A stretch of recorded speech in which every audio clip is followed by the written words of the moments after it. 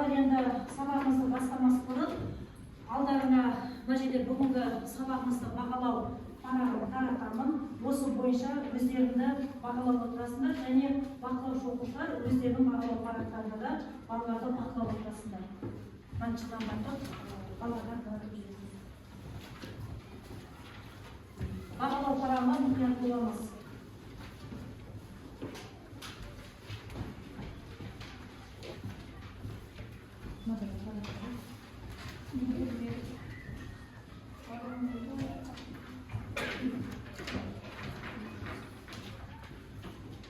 Жақсы балалар, егер берілген тапсырма бізде 180-ші беттегі талдау, сұрақтарға жауап беру. Енді алдарыңа жаңа сұрақтарды тараттық. Сұрақтың жауаптарын бағалау мына жердегі параққа белгілейсіңдер. Содан кейін осы бойынша кім қанша балл алғанын осы бойынша тексеріп өтеді. Мұнда белгілеп отырмын. Қағаздарына міндетті түрде ат жөндерді жазып қойыңдар.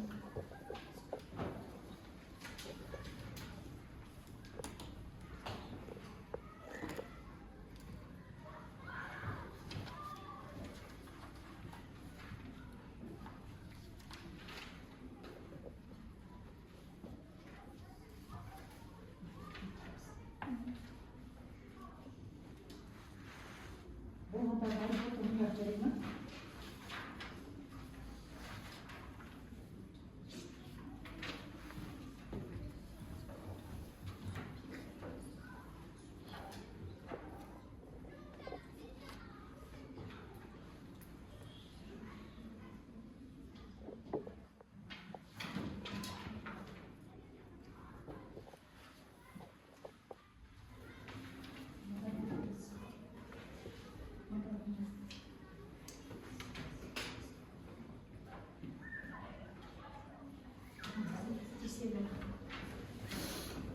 Болғандар балалар сізден айтқан жай ма? Не болды?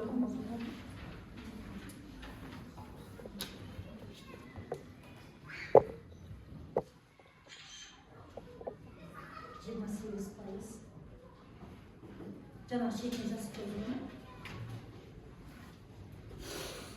Ойлап тексеріп жатсыңыз? Құлтын өтсін, болды ма?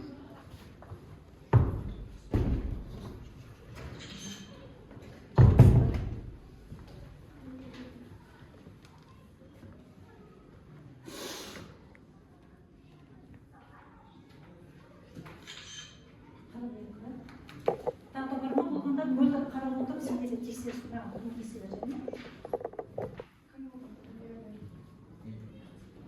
Тексеріп бірден пайызын айтасың.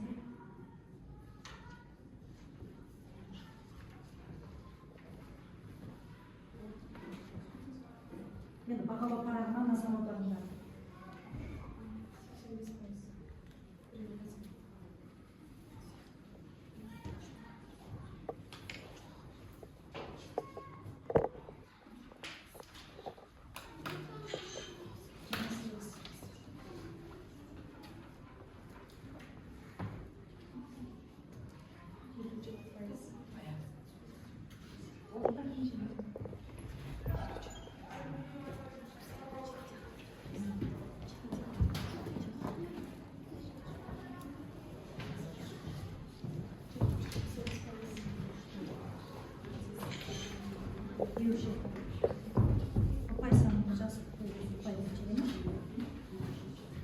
Балалар бағалау парағына назар аударамыз.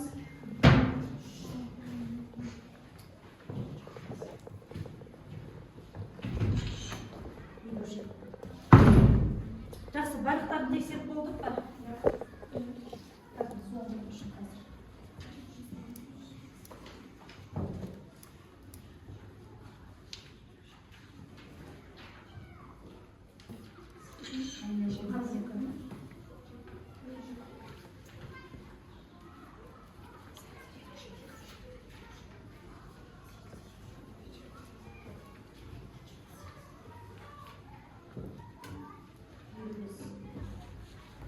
Жақсы балалар, сонымен ал мені менің сабаққа деген көңіл күйім дейді. Сабаққа деген көңіл күйі қандай? Жақсы. Көршіңізбен амандасыңыз дейді. Жақсы. Ары қарай.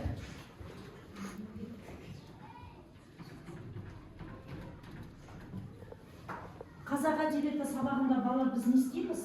Әңгімелерді тыңдаймыз.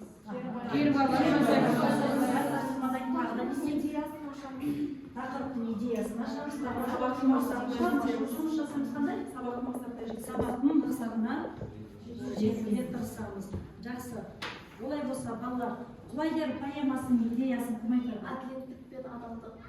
Жақсы. Әділетсіздікке жол бермеу. Ілияс Жансүгіров туралы не білдіңдер? Ал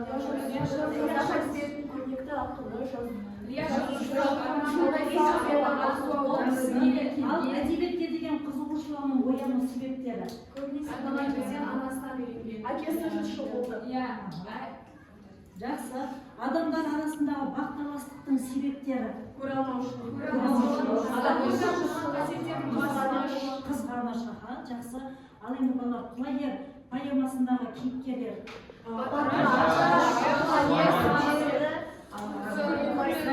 Сонымен бүгінгі біздің сабағымыздың тақырыбы құлагер поэмасындағы ақынның бейнесі. Жақсы, дәптеріңізді ашыңыз. Қаңтардың 22-сі тақырыпты жазайық. Құлагер поэмасындағы ақынның бейнесі.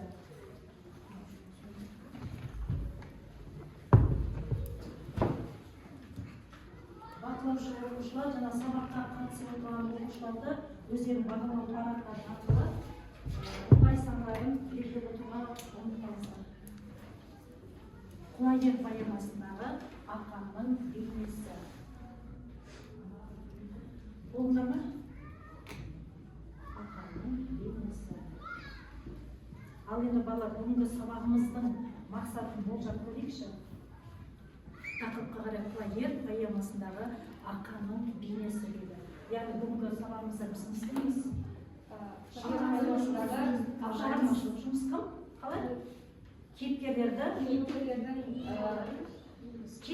талдаймыз деп отырып, сипаттаймыз, байлар жасаймыз, кейіпкерлерді Олардың әрекеттеріне қарай олардың бейнесін ашуға тырысамыз. Жақсы. Олардың әрекеттеріне. Яғни бүгін сабағымызда мақсатты мұқият естеме сақталуынан жарема. Яғни көркем шығарманың идеясына сай кейіпкерлердің жүйесін анықтаймыз. Одан кейін автор стиліне сүйене отырып шығармашылық жұмыстар жасаймыз. Балалар өткен сабаққа шолу жасап көрейік. Жақсы балалар, енді алдыңғы сабақтың кішкене кең байланыс жасап өтейік.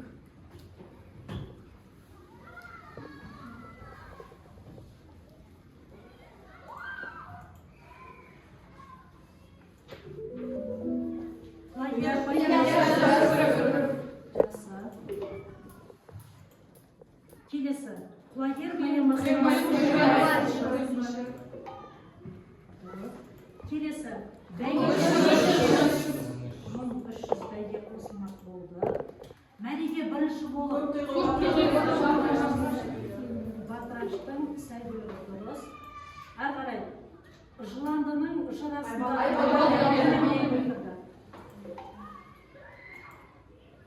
Ақан серінің құлагер әнінде өткен күнге қандай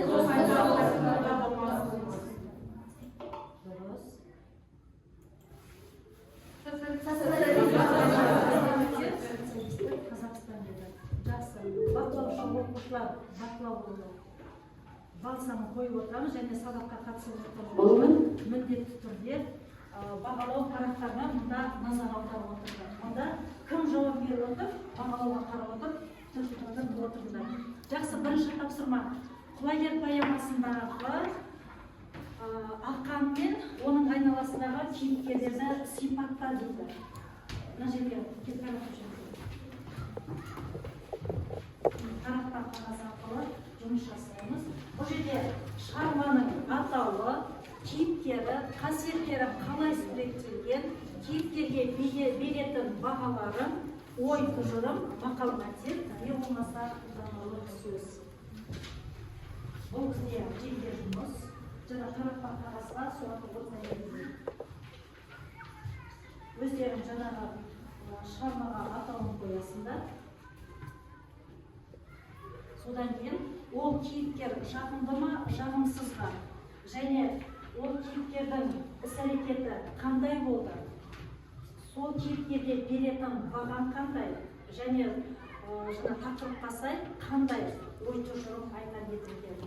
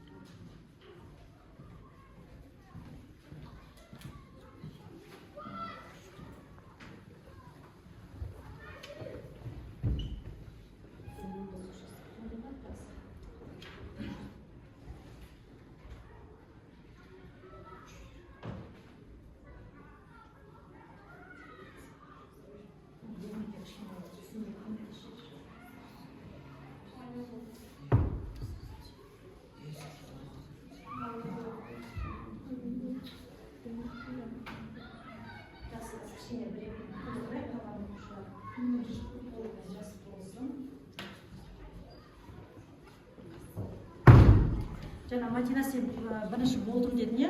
Сол жазғаныңда тақтаға таршы тапсырма. Сабина Камбурша. Шығарманың атауы Ақан мен Қабет. Кейіпкер Ақан сері жағымды кейіпкер. Қасиеттері қалай суреттелген? Ақан сері өте жақсы кейіпкер, құлагермен ерекше дос болған. Кейіпкерге беретін бағам. Ақан серіге берер бағам өте жақсы. Өз жануарына адал, ой тұжырымға мақал етеді. Ақылдатқа досыңызсың.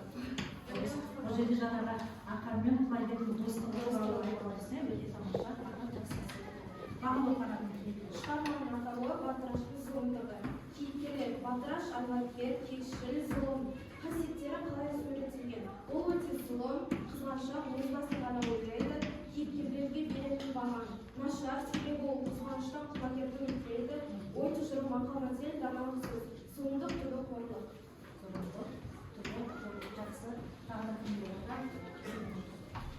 Шығарманың атауы Батыраштың зұлымдығы. Кейіпкер Батыраш. Қасиеттері қалай суреттелген? Қызғаншақ, өзімшіл, теріс кейіпкер зұлым. Кейіпкерге беретін бағам. Теріс баға оның қызғанышы мен зұлымдығы қайғылы оқиғаға әкеледі. Ой тұжырым, мақал-мәтел, даналық сөз. Зұлымдық түбі өкініш. Зұлымдық түбі өкініш. Жақсы, тағы болғандар бар ма? Аға жақсы. Шығарманың атауы Батыраштың қулығы. Кейіпкер Батыраш. Қасиеттері қалай суреттелген? Өте қызғаншақ, көре алмаушылық және өзін ғана ойлайды. Кейіпкерге беретін бағам өте нашар, өйткені ол ешкімді көре алмайды. Ой тұжырым, біреуге озғанша, біреуге біреуге орға жазсын, өзін сезсін. иә, сол қазған орға өзің сезім ойлайсың. Жақсы. Бар ма тағы да? Аға жақсы. шығарманың атауы ақан мен құлагердің достығы, кейіпкерлер ақан мен құлагер, қасиеттері қалай суреттелген. Ақан жастайынан өмірдің ащысын көрген, мейірімді, адал, ал құлагер есіне адал, ақылды жануар. Кейіпкерге беретін баға мен жақсы баға беретін едім. Ой тұжырым, жүз өтіп досым болған үшін бір адал. Тамаша. Жақсы, енді қазір Мадинаға тыңдайық. Мадина жас болғанша тағы да орталарына бар ма? Болғандар ма? Саян болған бар ма сен? Ақа, оқи бер. Шығарманың атауы Батыраш, тым қызғанышы, кейіпкер Батыраш, жағымсыз кейіпкер, қасиеттері қалай суреттелген Батыраш, жағымсыз кейіпкер өз қызғанышы құлагерді өлтірді. Кейіпкерге беретін баға. Мен бұл кейіпкерге төмен баға беруші едім. Өйткені ол өзі жағымсыз және қулық кейіпкері. Ой тұжырым, мақал мәтел, даналық сөз, зұлым істеме, зұлым болсын. Жақсы, Мадина аға. Шығарманың атауы Батыраштың жолындағы кейіпкерлер қасиеттері қалай суреттелген.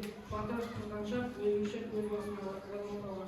Кейіпкерлерге беретін баға, Батырашқа беретін баға теріс баға. Өйткені ол өз басын ойлап, құлагермен қылды. Ой тұжырым, мақал мәтел, даналық сөз, біреуге ортаға бөлінді. Жақсы. Мадина, бұл беретін баға оқи бер. Атауы Батыраштың қулығы, кейіпкер Батыраш, қасиеттері қалай суреттелген. Батыраш қызғаншақ, қатыгез, көреалмаушылық қасиетімен суреттелген. Кейіпкерге беретін бағаң теріс, себебі қызғаныштың кесірінен құлагерді өлтіріп, зұлымдықтың шегіне жетті. Ой тұжырым, мақал мәтел, біреуге ор қазба, өзің түсесің. Жақсы. Ал енді қалар мұқият тыңдаймыз.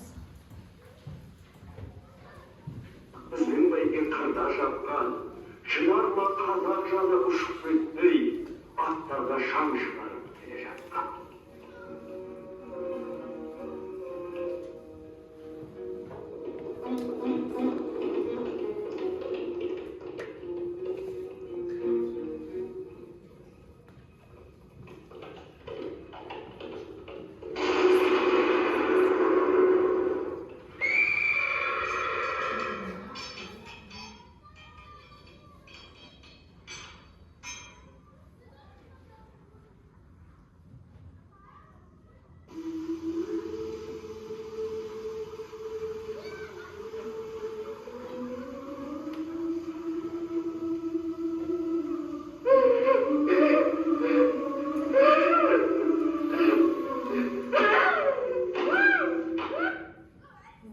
Жақсы бала, бұл бізде екінші тапсырма. Фильмнен алған әсерлеріңді ақанның жан толғанысын, қайғы қасіреті, кейіпкерлердің іс-әрекеттерін көз алдарына келтіріп, халқының ардақтысы Ақан сері тақырыбына ой толғау жасыңдар. Бұл жерде фильмнен алған әсерлерді білдіру және шығармашылық жұмыс жасау. Жаңағы өз ойларын Ақанға хат жазасыңдар ма, ой толғау жазасыңдар ма, Батырашқа айтар сөздерің бар ма? Соған өздерің шығармашылық жұмыстарында орындайсыңдар, дәптерде орындаймыз.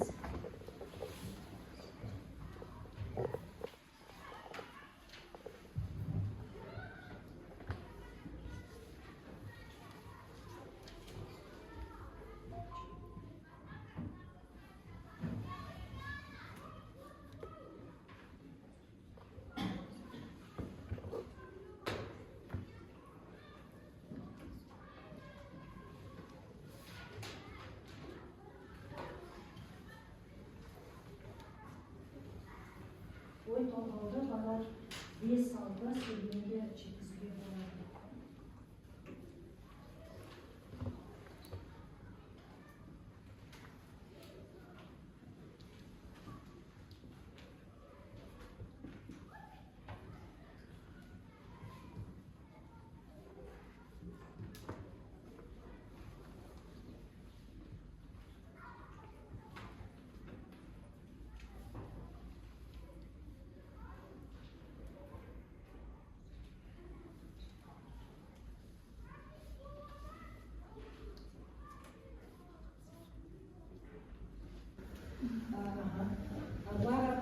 батыраштың өзінің де аты бар. Бәлкім өзін ақан серінің орнына қойып көріп, қателігін түсінетін шығар. Бірақ бір жағынан бәлкім түсінбейтін де шығар. Өзінің сол көре алмаушылық қызғаныш қасиеті басым болып тұрғандықтан оны бәлкім түсінбейтін де шығар. Жақсы. Мен батырашқа ой толғау жаздым. Қызғаныш адамды құтылға кетіретін ауыр сезім. Батыраш, сен өзіңнің қызғанышыңның құлы болдың. Сенің бұл әрекетің адамгершілік қасиетінің әлсіздігі, зұлымдыққа бейімделгеніңді көрсетті. Тағы бар ма талғамы? Мен құлагердің өліміне ой толғау жаздым. Құлагердің соңғы жарығы. Жарыс соңына жақындаған кезде құлагер алдына ешкімді салмады. Тек жүйріктің көлге шапшыған үні мен астында қалған шам көрінді. Жақсы, тамаша. Енді балалар екінші тапсырма жақсы кері байланыс жасайын дейді. Жақсы, Мадина мында еді, екінші тапсырмаға кері байланыс жасайын дейді. Жақсы. Сендер осы батырашқа, қанға, өздерінің ой толғауларыңды, хаттарыңды жазып отырсыңдар ғой. Сендер ойлайсыңдар ма? Осы батырашқа жазған хаттарыңды, ой толғауларыңды батыраш оқып, мысалы өзінің ойын, өзінің істеген іс-әрекетін өкінеді деп. Алтын жауап береді. Батыраш жаңағы өзінің істеген іс-әрекетіне өкінеді дейді. Өкінетін шығар, себебі қалғаннан жағдасын береді ғой. Сол кезде ойланар. Былай қарап тұрсақ, батыраштың өзінің де аты бар. Бәлкім өзін ақан серінің орнына қойып көріп, қателігін түсінетін шығар. Бірақ бір жағынан бәлкім түсінбейтін де шығар. Өзінің сол көре алмаушылық қызғаныш қасиеті басым болып тұрғандықтан оны бәлкім түсінбейтін де шығар. Жақсы. Тағы да бар ма? Ойланым. Жақсы, Мадина, жақсы отыра ғой. Енді балалар, үшінші тапсырма бізде топтық жұмыс, топқа бөлінеміз. Кәне бір-бірлеріне мына жерде сөздерді сәйкестендіру алаңдары ақ қағаздан алып тастаңыздар, сөздерді сәйкестендіреміз. Және соңғы кейіпкерлерді іс-әрекетін анықтайсыздар. Кітаптарын алып ал жылдамдатып сөздерді сәйкестендіреміз.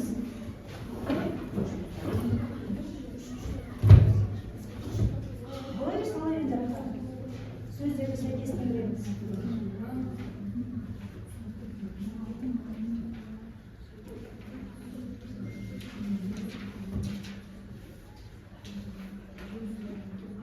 Сөздерді бір-біріне сәйкестендіресіздерді кейіпкерлердің іс-әрекетін анықтаған.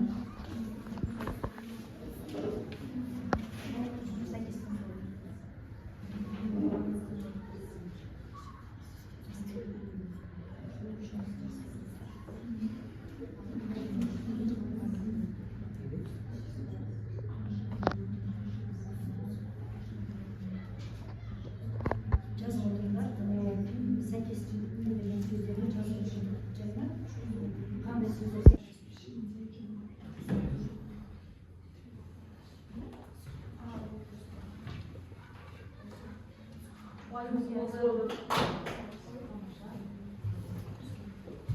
Жақсы, сендерді қалай болып жатыр?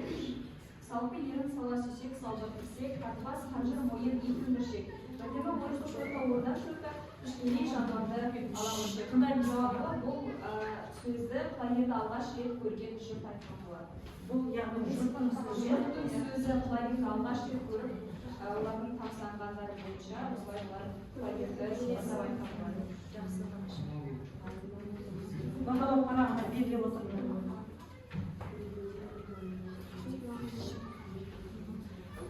Жақсы, Сабина, сендер қандай сөз шығып оқиды?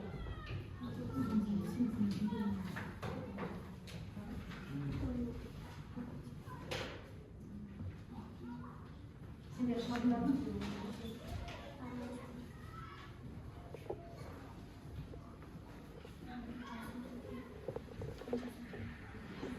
Біреуін жазып отырыңдар.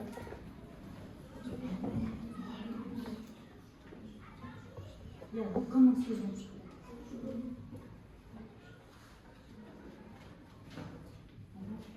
Құрастырғандарды оқу өтесінде бар.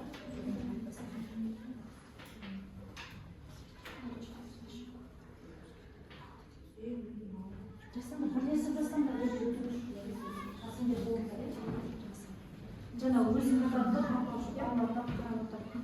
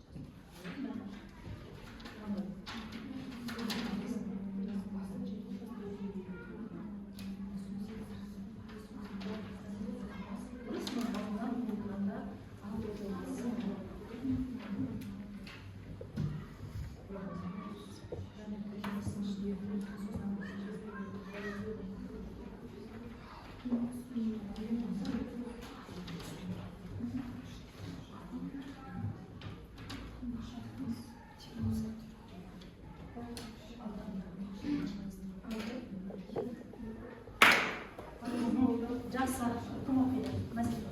Бұл Күреңбай сыншының сөзі жаман сұрқы алдынан ұмытылғанда анық ұтылмас. Артынан жөнелгенде 25 жылқы деп жұрт таңғалып баға берді. Бұл Күреңбай сыншының айтылған сөзі. Кімге айтылған сөзі? Халыққа, жұрт. Яғни алғаш жаңағы құлагерді көрген уақыттағы сыншының құлагерді сипаттап айтқан сөзі, иә? Өйткені жалғыз сыншы ғана емес па құлагердің жүйрік екенін, оның сондай мықты тұлпар екенін айтқан. Күреңбай сыншылар тұлпардың жылқының тегі, мықтылығын ғана білген таныған. Жақсы. Сәбит, оқиды. Сендегі қандай Кесілдің елдің күні құлагерге татарын тоғыз айырып сажан барды. Осындай сөздермен ел киіп кетті. Қалың жұрт қанада айтып қанын төкті. Деген жолдары халықтың батырашты кінәлағаны және әділеттілік естігені анық көрінеді. Жақсы. Сендері жақсы әсер оқиды. Қандай сөз сендер? Алдына бір-екі ат салып жатыр. Екінші сонау жердің шамасына. Бұл айдан қырғын жұрт байқап отыр. Бұл ақырсы. Жауабын түсініксіз болды мәселе. Ары қарай кетіп, сонымен бала. Жақсы айтып отыр. Құлагерден айырылғанда Кімнің сөзі бұл? Дұрыс, ақанның сөзі емес пе жаңағы құлагерден айырылып қалған кезде Айырылғанда өзін жан, өйткені ақанмен құлагерден жақсы, ал енді қараңдар. Сабақтың мақсаттары алдында біз айтып кетті, иә?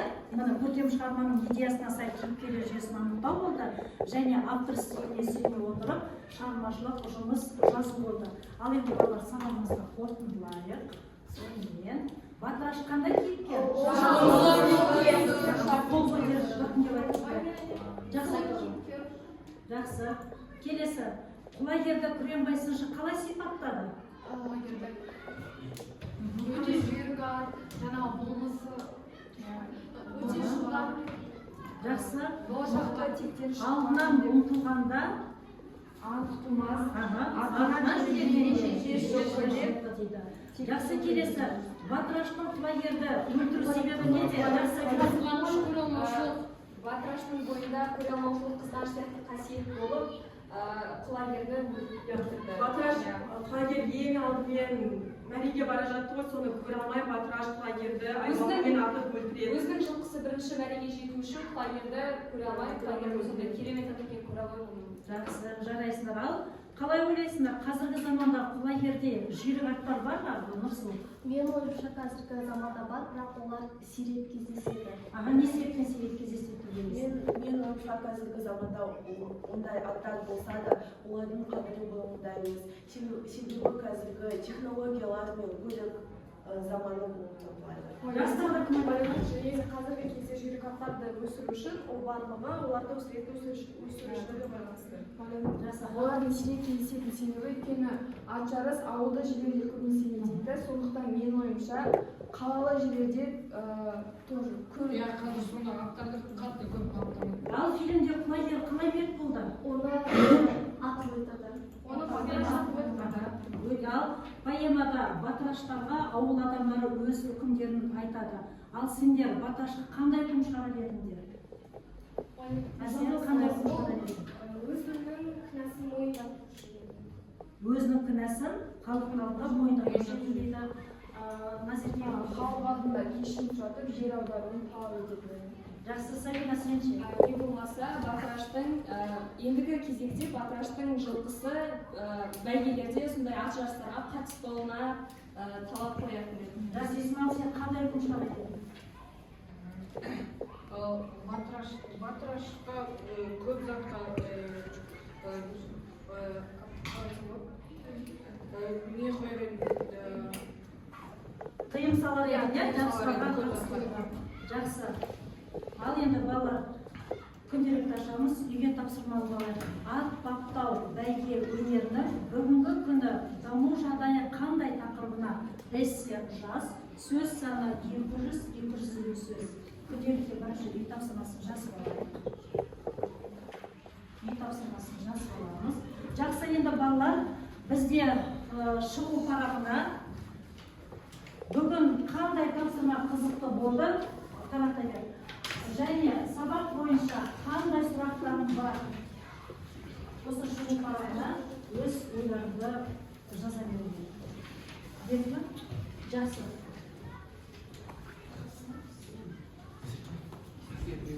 Бүгін қандай тапсырма қызықты болды? Сабақ бойынша қандай сұрақтарың бар? Сабақ бойынша қандай сұрақтарың бар?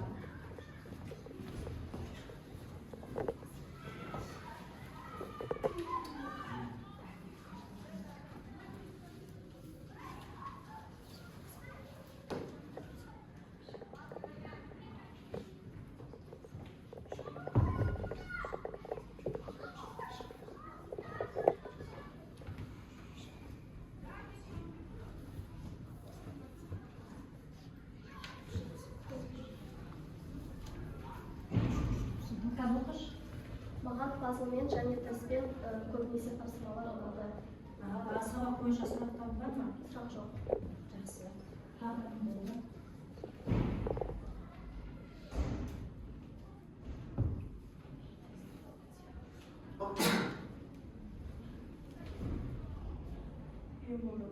Жақсы. Өзімді маған екінші тапсырма қызықты болды. Себебі екінші тапсырмада біз өзіміздің ойлайтын ойымызды жеткіздік. Сабақ бойынша ешқандай сұрағым жоқ. Жақсы, тамаша. Кейіпкерлерді қолдап, олардың іс-әрекетін сипаттаған ұнады. Ал сабаққа деген сұрағым жоқ, бәрі түсінікті, қызықты болды. Жақсы, Исмаил. Маған бірінші тапсырма қызықты ұнады. Сабақ бойынша сұрағым жоқ. Жақсы, Сабина. Бүгінгі сабақта маған шығармашылық жұмыс ұнады. Сабаққа сұрағым жоқ, өте қызықты әрі Жақсы, оңай. Ұлан. Бүгінгі сабақта тест ретінде сұрақтар ұнады. Жақсы. Енді балалар, бақылауға келейікші. Жаңа ортамызда бақылаушы оқушылар әр қатарда сабақтың барысында айтқан иә? Мадина, өз қатарына қандай баға берер едің? Бір-екі оқушыны айтып өтсең. Ең алдымен өзімді айтайын. Мен бірінші тапсырма жұмысына қатыстым, өзімді орын белгіледім, өзіме бір балл қойдым. Екінші тапсырмада менде кері байланыс болмады. Сол бірінші тапсырма болды, сол себепті өзіме бір балл қойдым. Екінші тапсырмада кері байланыс тапсырмада болды, сол себепті мен өзіме 2 балл қойдым. Үшінші тапсырмада кері байланыс болмады, бірақ сабаққа жақсы қатысып, үшінші тапсырманы істедім, сол себепті өзіме 2 балл қойдым. Сабақты бекітуге белсенді қатыстым деп ойлаймын, сол себепті өзіме толық 9 балл қойдым. Сосын мен Ажарбекова Сабина бірінші үй жұмысында ол көрсетпеді, сол себепті мен оған бірінші тапсырмасына балл қоя алмадым. Үй жұмысына балл қоя алмадым. Бірінші тапсырмаға кері байланысқа шықпады, бірақ тапсырмасын көрсетті. Сол себепті мен оған 1 балл қойдым. екінші тапсырмада белсенді қатысты, сол себепті мен оған 2 балл қойдым, тапсырмасын оқыды. Үшінші тапсырмада өзін көрсетті, тағы 2 балл қойдым, сабақтың бекітуіне 1 балл қойдым, сонда жалпы 6 балл алды. 6 балл. Мына жерде үй жұмысына өзіне 1 балл қойды, жаңа байқамаған сол мына жерде бағалау парағында қарап өткен сол кезде үй тапсырмасына тағы 1 баллды қосасың. Екінші қатарда бір оқушыға бағалауды айтып өтші. Мен өзім қатарындағы Асияны алдым. Себебі Асия біздің топта өте белсенді болды. Ол үй жұмысын орындады, сұрақтарға жауап берді, оған 2 балл қойдым. Бірінші тапсырмада кері байланыс қатты болмады, сондықтан 1 балл қойдым. Екінші тапсырмада кері байланыс болды, сондықтан да солай 2 балл қойдым.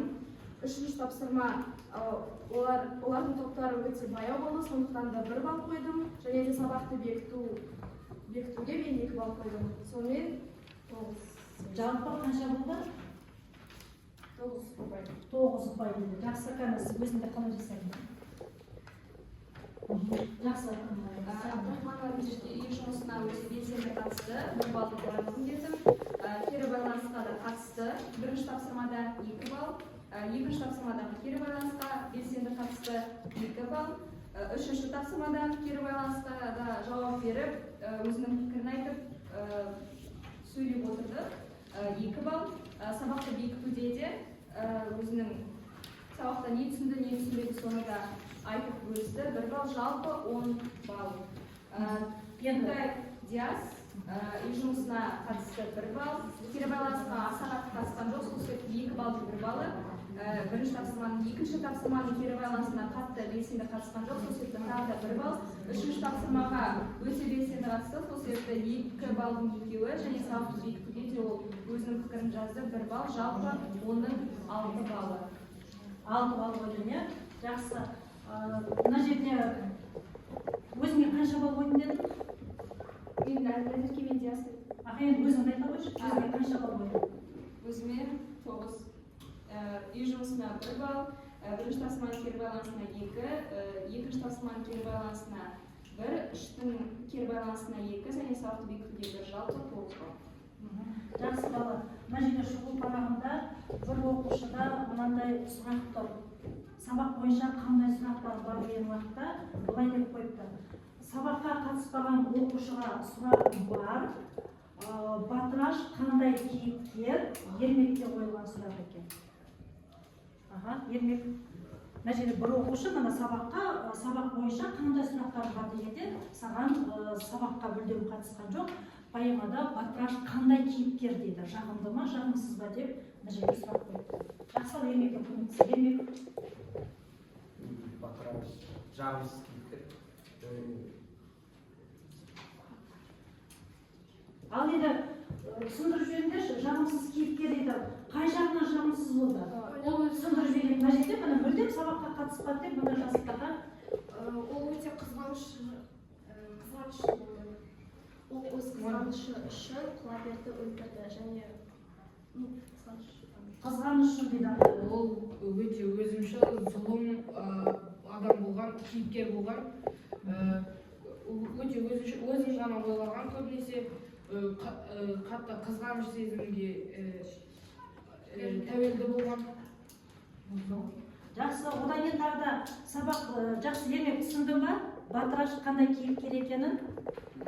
Жақсы, енді мына жерде сабақ бойынша қандай сұрағым бар деген уақытта Құлагердің тізгінінде кім отырды деп мына жерде сұрақ қойыпты, бірақ кімге екенін жазбапты. Сонымен Құлагердің тізгінінде жаңа бәйге шапқанда кім отырды?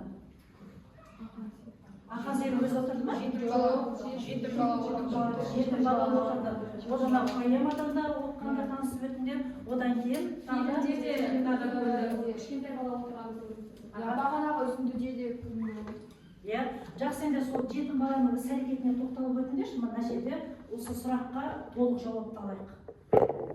Кинодағы жетім баланың іс-әрекетіне тоқталып өтіндерші. Кинода жетім бала қамшымен ұрады емес па? Батыраш. Мен оның әрекеті дұрыс. Оның әрекеті өте дұрыс. Өйткені баланың өзі түсініп тұр, әділетсіз, жаман қасиет екендігін. баланың өзі құлагердің үстінде бәйге шыққандықтан, ат жарысқа шыққандықтан, менің ойымша ақан серіге сезілген сезім жетім балаға да сезілгендіктен ол солай батырашты қамшымен бір жағынан мен келіспеймін, себебі ол батыраштың өзінің жеткен санасы сол болса, анау жетім бала да сол батыраштың санасына дәрежесіне түспей, керісінше істеуіне де болушы еді. Мен бір жағынан келіспеймін, бір жағынан баланың өте дұрыс деп ойлаймын. Жақсы балам, осымен сабағымыз аяқталды.